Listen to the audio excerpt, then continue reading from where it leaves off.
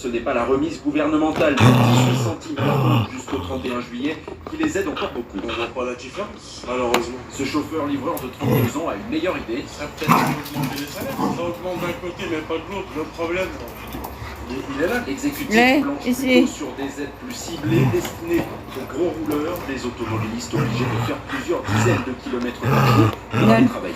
Un chiffre ce matin, le marché automobile qui se casse la figure, 12e mois de baisse pour les ventes de voitures neuves, moins 10% en mai selon les représentants du secteur dans un marché qui est paralysé par la pénurie de puces électroniques.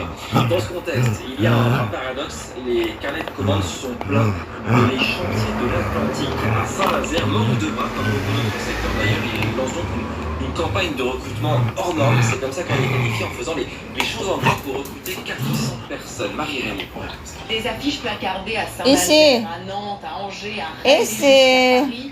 Il y a quelqu'un qui me porte, ma mère. 400 Bien. personnes d'ici la fin de l'année.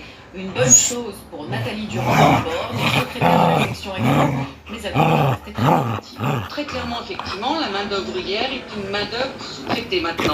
Donc nous serons extrêmement vigilants sur ces 400 embauches, parce que nous souhaitons beaucoup plus d'embauches d'ouvriers aujourd'hui pour maintenir et conserver le savoir-faire que nous avons. La difficulté, c'est qu'il existe une vraie pénurie d'ouvriers qualifiés. C'est précisément pour cela, selon le syndicat FO, qu'il faut améliorer les conditions de travail. Nous considérons, nous, que les grilles de salaire ne sont peut-être pas forcément attrayantes, surtout comparées à celles d'Airbus qui s'éprouvent avec nos voisins quasiment directs. Pour séduire les candidats, l'entreprise met d'ailleurs en avant dans ses affiches la modernité et la transition écologique.